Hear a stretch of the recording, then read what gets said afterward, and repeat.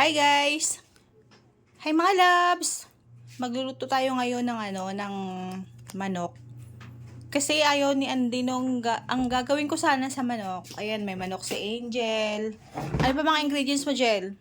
Tomatis. Ayan, may Sili. tomatis, may Patatas. sili, patatas, Carrots. carrots, at sayote. And Ano yan? Ano to ulit? Ano ulit to? tomato toast. O, tomato toast to guys. Kasi dapat ang lulutuin ko, tinolang manok. Ganyan.